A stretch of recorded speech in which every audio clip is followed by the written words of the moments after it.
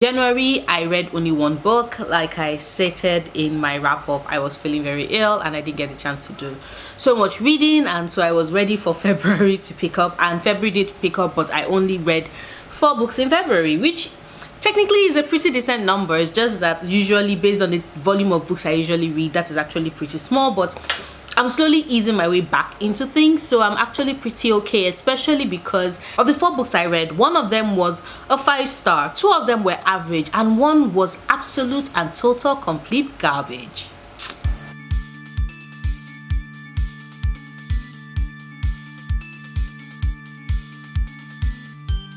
So I think I'll start with the 1-star book I read this month, and that is Angry God by L.J. Shen. Yes, you heard that right. I gave Angry God by L.J. Shen 1.5 stars, but I rounded it down to 1 star on Goodreads because there was no way in hell I was going to give that book 2 stars. It was absolute and total garbage. Heartbreaking garbage, because if you all watched my 5-star predictions video and my anticipated sequels video, you will know that Angry God was high on that list because it was the story of Von Spencer, who is the son of Baron Vicious Spencer and Emilia LeBlanc from Vicious, also by L.J. Shen. And I thought Von was going to redeem the entirety of the spin-off series, that's the All Saints I series for me, and no, that entire series was on a steady decline all throughout my reading of the books.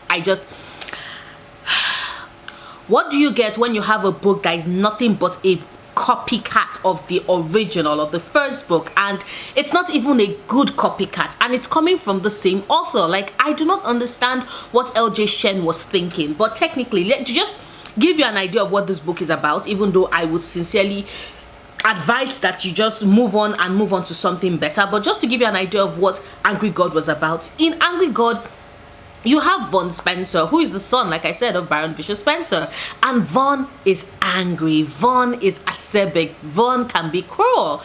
Von has this thing of having public blowjobs. Yes, you heard that right. But he also has this old tortured artist thing working for him, and he's been bullying his love interest Lenora ever since they were kids, and now she's fighting back. There's drama, they are doing this old art internship thing, etc., and they fall in love. Now let me even start.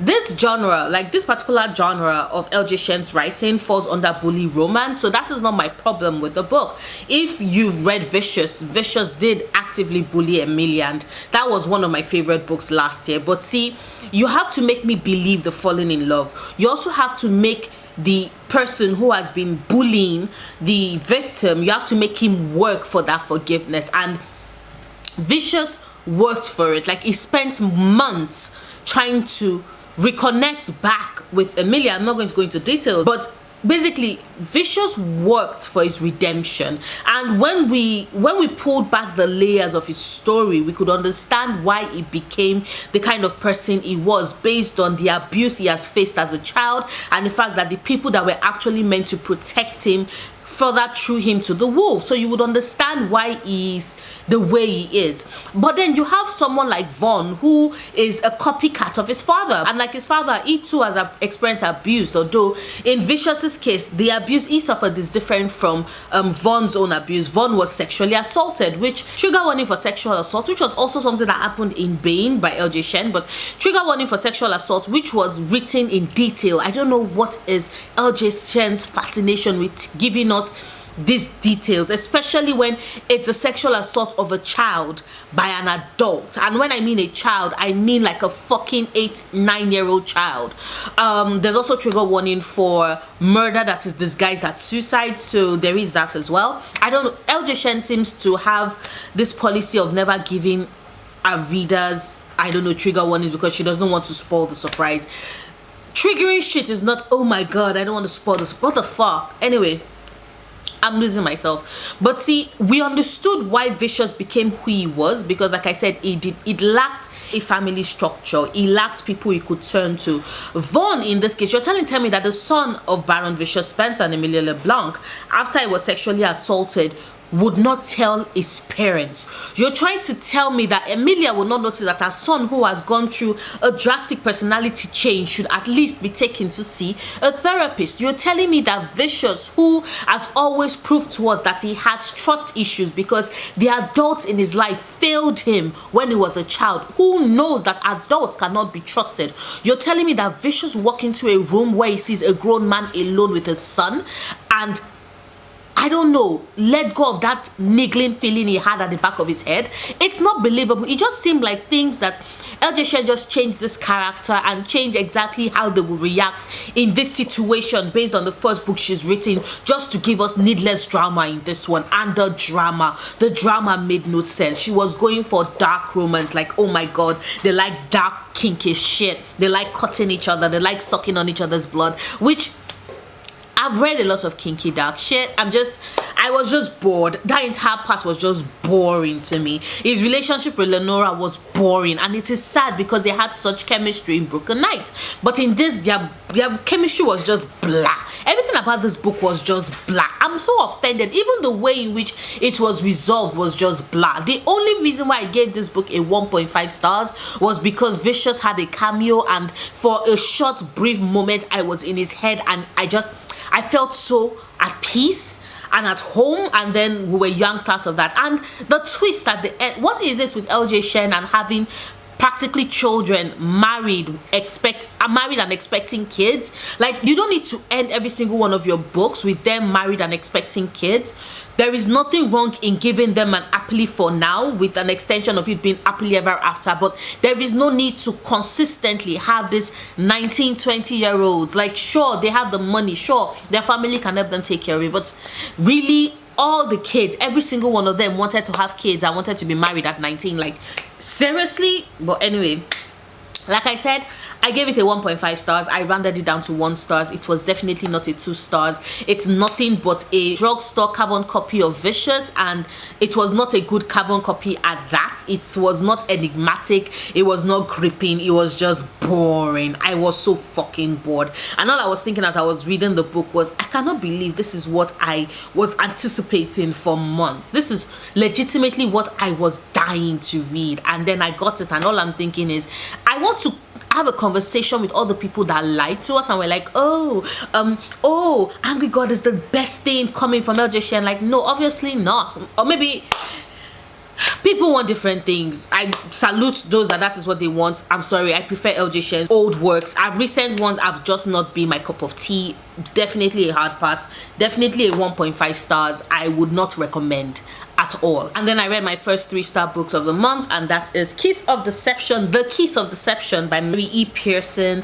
In this, we follow Leah, whose family was basically trying to force her into an arranged marriage with the prince of a neighboring kingdom, but Leah wants to marry for love, and as such, she runs away on her wedding day and goes to go and like create a new life for herself in this new settlement unknown to her. Both the prince she ditched and an assassin from the enemy kingdom, not the kingdom she was meant to marry into, but the enemy kingdom that was the reason why our own kingdom wanted her to marry the prince of the other kingdom, so that they could merge their forces and attack the enemy kingdom. Anyway, the enemy kingdom did not want to give the opportunity for the two families to find a way to reconnect in the future, and so they sent an assassin to come and kill Leah. And the whole point of this book was to see exactly what was going to happen, because you had the assassin and you had the crown prince, both of them looking for her, and they do find her. And most of this book is trying to figure out exactly who is the assassin and who is the prince.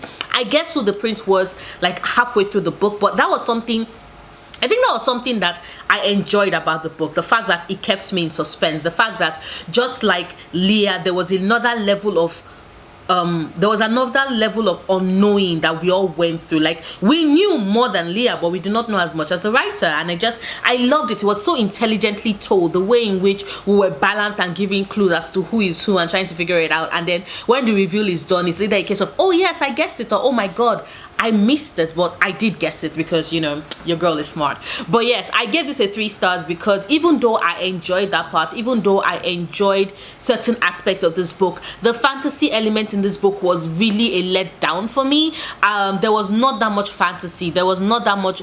The world building, yes, but it was not fantastical in any way. We did not really see, we did not really get a glimpse of magic. We were never really told exactly how the magic system in this book works, and as such it was just a tad bit disappointing, but it was still an enjoyable read. I body read this with Callie, who was my Valentine for this year, and we both had so much fun reading it and going back and forth and trying to figure out exactly what is going to happen. And I am definitely interested in reading book 2 with her and then seeing how the story plays along. Hopefully the fantasy elements will come in book 2, because book 1 there was zilch fantasy. I don't understand why this book was marketed as fantasy, because book 1 had zero. Having intuition does not a fantasy series make. I'm just saying, like, I just hope in the next book Mary is very clear cut about how the fantasy elements in this worked. But a lot of the characters were kind of flat. Some of the characters were kind of flat. Like Pauline was just playing the role of the good friend who was very loyal and everything else, and who was in love with this soldier. And oh my god, like I can call exactly, I'm calling how that thing will play out with the soldier and the lie that Leah told. And when it happens, I'll just be like, so fucking predictable. Like seriously, Leah should have known better. But yes, so like some of the characters were like that. Leah was interesting up to a point, but then after it got to a point, I'm just like, can we move on from gathering berries? Can this plot just move on? Because I think that there was a lot of time spent gathering berries and serving tables. But it's understandable, because Mary wanted to show us just how immersed she was in a new life, this new life that she had created for herself. So I gave this a 3 stars. I enjoyed it. I could have enjoyed it more if there were other things that were done better, but hopefully the second book makes it up for me. And then there's the second book I gave 3 stars in February, and that is The Diviners by Liba Bray. Yes, I finished this bad boy last month. I listened to this on audio. January Lavoie is just a fucking talent as an audio narrator. Like, oh my god, she elevated the story so much. Because this copy, which by the way was gifted to me by the amazing, brilliant Chika, thank you so much, Chika, but this copy arrived like more than like 3/4 of my way into the book. So I listened to it solely on audio for 3/4 of the way, and then the last 1/4 I was like reading it and also listening to it on audio at the same time. So I would of course do my reread eventually, like with the physical copy. I think that Liba Bray did so much amazing research. The world building that she created for this book, I am in awe. I legitimately believed that I was in 1920s New York, to the point that sometimes I actually wanted her to just, I don't know, like I was telling her that, yeah, we get it, we're in 1920s New York. Can we stop with the constant phrases? Oh god damn. Evie uses so many goddamn phrases, so many New York phrases. I'm like, yeah, sure, we get it. So yeah, when it is that an author so immerses you that you just wanted to take a break, I think that speaks to the level of world building, or rather it shows just how focused she is, how driven she is by a desire to capture 1920s New York. And a lot of people say this series is horror. Maybe book 2 will be scary, but book 1, I'm like, I don't see no horror. Everybody was like, oh my god, the last part, and I'm like, yeah. The last part, I was just thinking is that, how the fuck are you so fucking dumb? You're going to be stupid enough to go, like, sure, it's important, we know the comment, blah blah blah blah blah, but still, legitimately, I was just like, is there no other way this white girl could, I don't know, find a way to go into this secluded mansion without being alone with just one backup? Like, I don't want to go into this. Like, a lot of this entire book would not have happened if not for white people being white people. Like, the minute it was that we started with some girl bringing out an Ouija board and consulting with a spirit, I was just like, yep, going to be a hunting. You're going to release shit just because you have to do white people shit. And I was right. So that is technically what The Diviners is about. Some stupid ass white girl brings out a Ouija board, summons a spirit, does not tell the spirit to bye-bye and depart, and the spirit proceeds to slowly gain consciousness over the multiple killings that it does, because the spirit that she unfortunately summoned is one of a serial killer that wants to bring about the end of the world. That's just basically this. The Diviners are meant to be people with powers to fight the spirit. And I think that that's the reason why I gave this this a 3 stars because I don't think everybody's powers were properly explored. I know Liba Bray used this book to set up the premise of the rest of the books in the series, but I don't know, I just felt that she could have still told a complete story in itself and without just leaving us hanging in so many places. All these characters that we thought that their stories were going to be connected, I don't know, to the main defeat of Naughty John, they didn't come into play. And all I was thinking is that you're setting them up for the second book, but isn't there a way it could have been done better? Like I said, not everybody's powers were necessarily fleshed out, only Evie's, and you would understand because eventually at the end of the book you realize that it's mostly actually Evie's story. Every other person's story is connected to the spin-off books. I can see that now, but I think it did this book a disservice, the way in which it was told. I was also finding it very annoying the way in which Liba Bray will be talking from someone's perspective and then midpoint just jump to another person's perspective, and I'm like, why do writers like doing that? Stop doing that shit. We're following this person's train of thought. If you're going to change characters, like, make it an obvious scene change or an obvious POV change, not just tossing somebody else's thought and then go back again to the initial thought you were following. Like, why do some writers do this? But yeah, I enjoyed this book. I enjoyed it enough to give it 3 stars. I could have given it more, but I just I had so many, like I said, I had so many things. I had a problem with the way in which all the other characters' story played out. Evie as a character, I loved her at the start. By the end, I just wanted to, I don't know, I just wanted to hit that girl like on the back of her head because she was just making so many dumb fucking ass dumb decisions. See, also a white people thing. It threw me back to that episode in Heroes. If you've watched Heroes, you know the scene in Heroes when all of us just were watching the screen and we're just like, what the fuck did you just do? Like that scene. Yeah, that was what it reminded me of. I'm not going to go into that much detail because I don't want to spoil the book for you, but I'm definitely going to pick up the second and the third and eventually the last book in the series, which is coming out this year, I think. But I gave this a 3 stars. I would have given it more if the other characters had been more fleshed out, if they were not necessarily so, they were flat in certain ways. Like, think about it, Henry did not get as much of a background, a backstory. The Chinese girl who works at the fortune teller, who worked at the restaurant and was giving her fortune telling cookies, they didn't really flesh out her story. The other story was fleshed out, but just in one chapter, and then we dropped her like a hot potato, and I just wanted to know more. The same thing with Mabel, and then the new love interest. And oh yeah, speaking of love interest, the way in which Liba Bray walked in Evie's love interest in this, all of a sudden she's catching feelings and wants to kiss it, and I'm like, what the where is this coming? It made no sense. It seemed like it was just a relationship that had to be forced. This book would have done well without a forced relationship. Evie would have done well with just flirting with all the cute guys, and I would have been perfectly fine with it because it fits her character perfectly. So yeah, but other than that, yeah, like I said, 3 stars. And then the last book on my wrap up, which is my 5-star read of the month of February, and that is Getalife Chloe Brown by Talia Hibbert.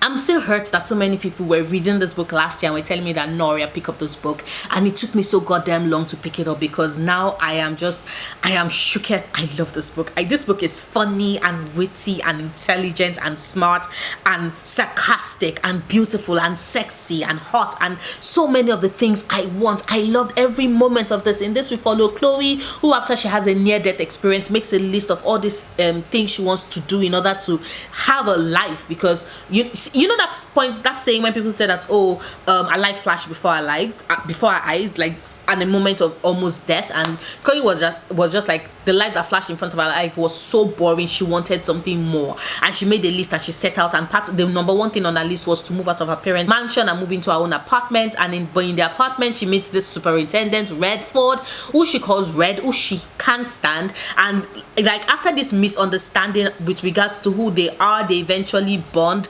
over a certain situation that involves a cat. I love cats in books, and this kitty is Smudge is so adorable. But anyway, they bond over Smudge, and then they find mutual grounds, and then they understand each other better, and then the relationship, the attraction finally like blooms in full force, and we realize that that's the reason why they had been snapping at each other, because they were attracted to one another. Like I enjoy this. I had such a blast reading this. 10 over 10 would recommend. Talia Ebert is just a queen, the queen at sarcasm, at goddamn. I love this book so much. I love this book so much. I'm smiling so much because I am just so happy, because take a hint, Danny Brown is coming out this year, and I am joining everybody to, like, I don't know, chomp at the bit for June to arrive so that I can order the book, because I want it in my hands, I want it in my life so bad. But this was hot, this was sexy, this was so many things I wanted. This is the romance book that saved me after the mess that was Angry God. And all I was just thanking the universe for was that I read Angry God first before I read Getalife Chloe Brown, because this was just the perfection I needed to wash out that sour taste of that book out of my mouth. But yes, definitely Getalife Chloe Brown by Talia Hibbert. I loved it. I cannot recommend it highly enough. It's just I am still in awe. I'm still shaking. I'm still in love. I'm still like, oh my god, this is so good. It's so good. Like, god, take it in, Danny Brown. What I would give to get an arc for that, but I know I probably wouldn't, so I'm going to join everybody else in waiting until June. But yeah, those are the 4 books I read in February. One of them, definitely a 5-star, I highly recommend. Let me know down in the comments down below, what are the books you read in February, which one of them are 5 stars, because you know I'm seeking to grow out my TBR. Just give me all those recommendations, y'all. I have a book that I'm writing everything in, so that when it's time for me to buy books, I can just be dropping them in my cart and just like fill out my library and just lose myself in books and lose myself in words and lose myself in perfection. So yes, drop them down in the comments down below. If you like this video, please do not forget to give it a big thumbs up. Check out my other videos, subscribe if you want to, and if you do decide to subscribe, click on that notification bell so you can know the minute I have a new video go up. I make new videos every Sundays, Wednesdays and Fridays, and I'll see you soon. Until then, stay passionate, love books, love yourself. Bye.